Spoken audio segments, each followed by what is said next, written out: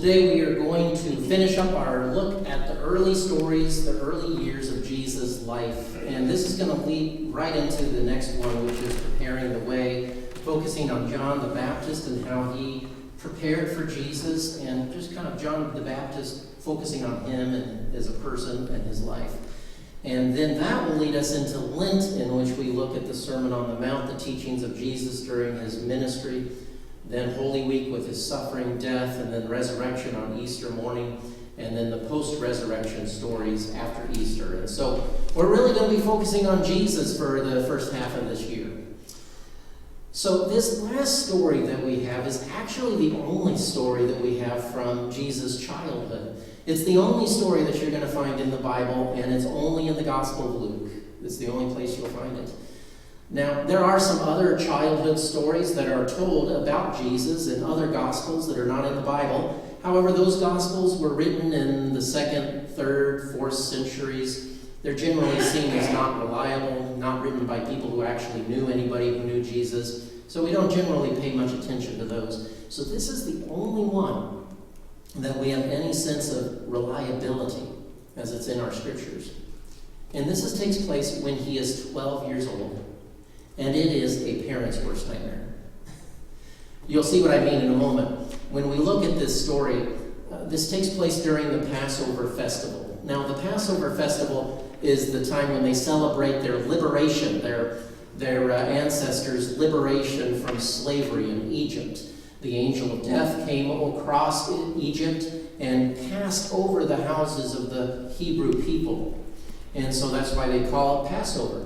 And it's one of 3 festivals that Jewish people are encouraged to make the trip to Jerusalem to celebrate. So there would have been a lot of people in Jerusalem during this time. Like many of their festivals, it's a week-long thing. And so the first day, they would have a special meal. And then throughout the week, they would eat unleavened bread. Now, that's not all they did, but that's some of the main things, is that they would eat unleavened bread. Because when the Hebrew slaves were set free, they had to hurry, and they had to get out of there as soon as they could. So they didn't bring things like yeast, and so they had unleavened bread, or we might call it flatbread today. So they celebrate the Passover, and when this festival is over, that's when our story takes place. When the festival is over, they get ready to return, and when they are traveling long distances, they go in caravans or groups because they want to stay safe. You know, you could get robbed, you could get attacked by other people, and so you wanted to go with a group of people that you knew and trusted. Your family, your relatives, it could be your extended family, community members, people that you trust. And so there's this large family of people, this large group of people returning home on foot.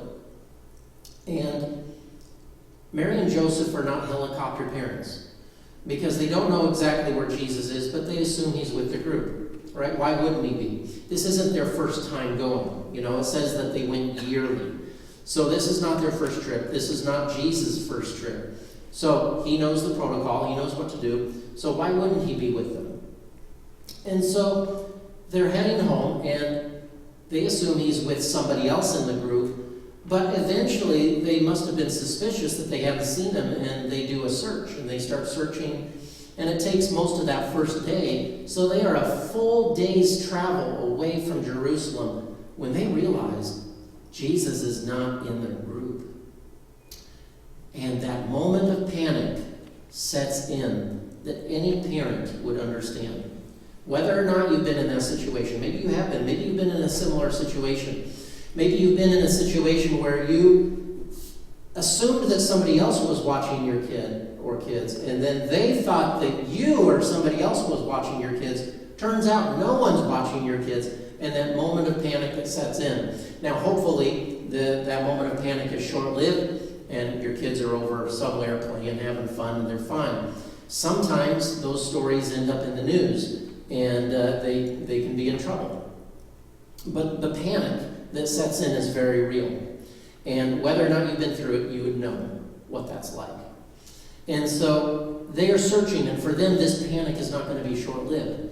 They have to travel a day's journey back to Jerusalem. So now we're counting 2 days before they even get back to Jerusalem. And then they search. Jerusalem's not a small village. Now, Jerusalem is a pretty large place. This past week, my family, we watched Home Alone 2. It's been a while since I've seen Home Alone 2, or any Home Alone for that matter. We watched the first one during the Christmas season, but we didn't get to the sequel yet. But the second one is Lost in New York. So New York's a big place. It's like searching for a needle in a haystack to try to find your kid in New York.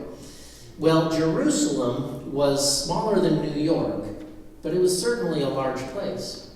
And how would they know where Jesus was? They wouldn't necessarily have reason to believe he was in the temple.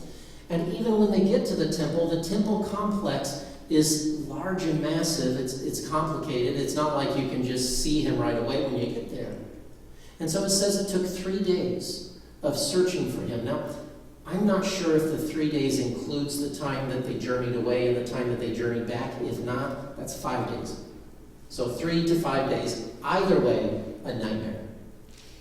But they find Jesus, and when they do, what's he doing? Well, he's conversing with the religious leaders. He's asking questions and listening, and they are impressed with him. They're impressed with his ability to engage with them conversationally and intellectually and spiritually. And so Mary, on the other hand, is, I'm going to assume she's elated at finding her child, but mostly what we see is anger.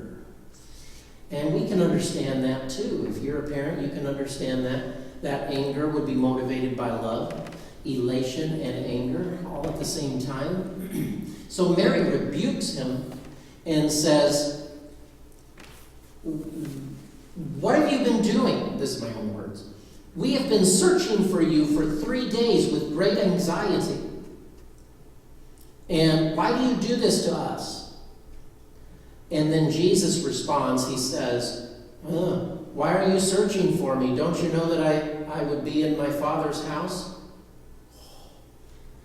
Now, let's forget for a second that this is in the Bible. And let's forget for a second that this is Jesus. In any normal situation, this would be talking back. You have just searched 3 days at least for your child. And he says, "Why are you searching for me?" Really, let me tell you why. You can understand what a parent might say back to their child if they said that to them. They'd say, "Now listen here, Jesus, now that this is not your first time coming to the Passover. You know how things work. You know that when it's over, we go home. Why would you think that you could just stay here without telling us? And just how exactly did you expect to get back home on your own, young man?" You can imagine what you might say. It might be something even more harsh than that, right? You've just had a 3 to 5 day heart attack. And so Mary is upset with him. He responds back. We don't know what else happens after that, but Jesus is obedient to his parents, and they return home. Boy, this is some way an interesting way to look at the story, and it brings up an interesting question. A question that people have been debating for a long time. And that is, what were the limits, first of all, what were the limits of Jesus' knowledge, especially as a kid? And secondly, when did he realize that he was the Messiah? When did he realize that he was special? When did he realize that he had a certain calling on his life? When did he realize that he was the Son of God? People debate about that. Some people say from a very early age. Some people say maybe not until he was baptized by John the Baptist and the Spirit of God came down upon him like a dove, and God says, "This is my Son whom I love." We don't know. And, I don't really even care to know. It doesn't matter. But it's interesting to think about, especially in the context of this story, because in any other context, we would say that kid was being incredibly inconsiderate of his parents. And so we believe that Jesus is sinless.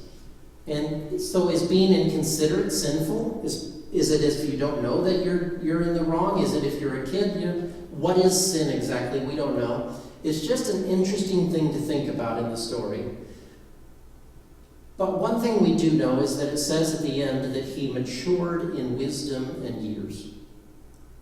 So if he matured, that means that he needed maturing.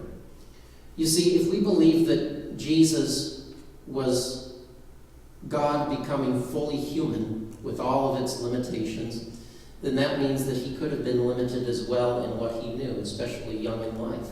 If we believe that, I kind of tend to believe that Jesus, when he was born as a newborn baby, he was like any other newborn baby. He knew nothing. Severely limited. And I think that if God wanted Jesus to know everything from the beginning, he'd just make him an adult. He'd just have him appear as an adult. But no, he gave him parents. He had him be born as a helpless, knowledgeless baby who was dependent upon his parents for everything. And his parents were there to raise him, to guide him, to show him an example of how to live. And I believe that a large part of who Jesus was as an adult was a result of his upbringing by Mary and Joseph.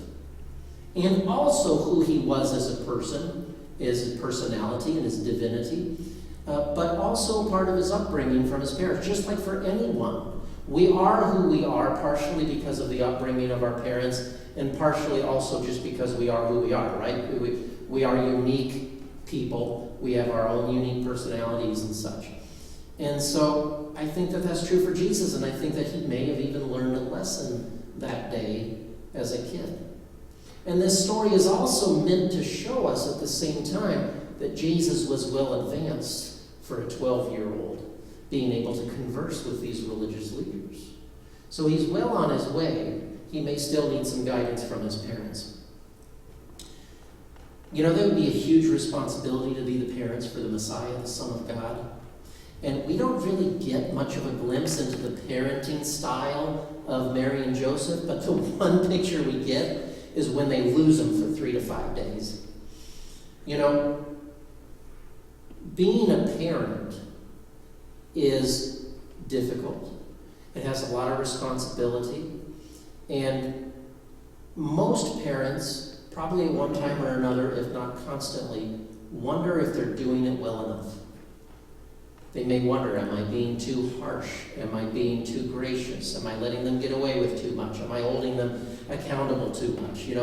What is the right thing to do? Many parents worry that they're messing up their kids for life because that they are all too aware of their own imperfections as parents.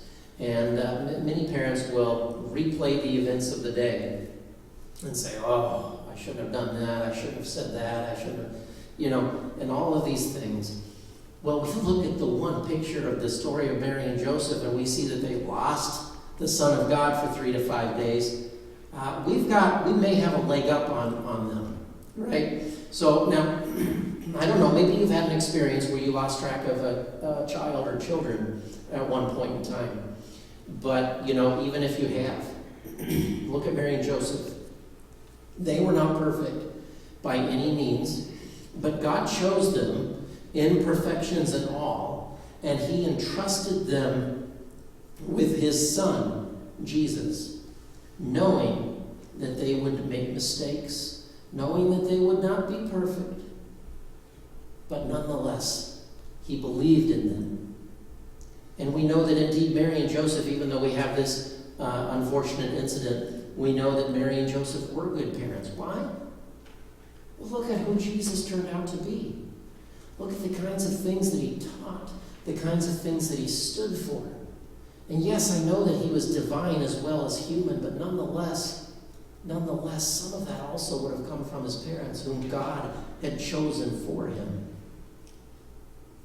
And so, for all of you, whether you're parents, you might be actively parenting, your kids might be adults, you might be grandparents and be actively grandparenting. Grandparenting is different than parenting in some ways. Depending on your situation, you get to have a lot of the fun without having to have the burden of having to raise them, which is kind of cool. But, and for some grandparents, they are acting as parents for their grandkids, and so they do have that burden as well. But, in either case, sometimes the best lessons that a kid will learn is from their grandparents. And if anything, they can see unconditional love in their grandparents. They can with their parents too. but, sometimes I think they tend to think that their grandparents, it's a little more apparent, maybe. But, grandparents, parents, even if you don't have kids of your own and never have, if you have kids in your lives that you're mentoring, whether it's through school or through involvement with church and whatever it might be, most of us have children in our lives to one extent or another. And here's the thing, God has entrusted those children to you. No pressure, right?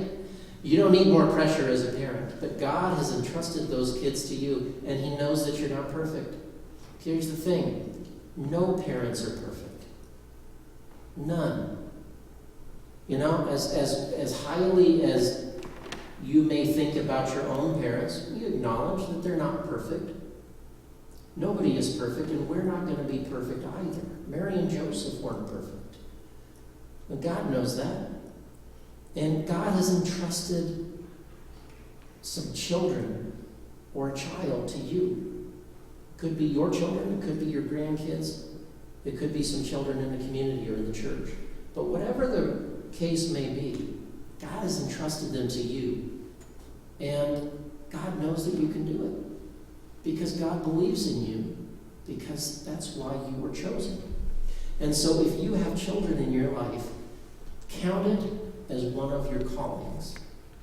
Count it as one of the callings on your life. It may not be the only one, but it is certainly an important one. And know that just as God entrusted Jesus with Mary and Joseph, knowing that they would make mistakes, knowing that they would lose track of Him, knowing all the things that we might not even know because the Bible doesn't really tell us a lot of what happened between birth and adulthood. In the same way, God has entrusted you with the children in your lives, and God believes in you, and God trusts in you, imperfections and all. If you're motivated by love, and then when you seek to raise your children or work with kids in whatever capacity, if you're motivated by love, you're going to be on the right track. God is with you, and God is equipping you. And so I want you to be encouraged in that, and to know that this is a calling that God has called us to. Amen.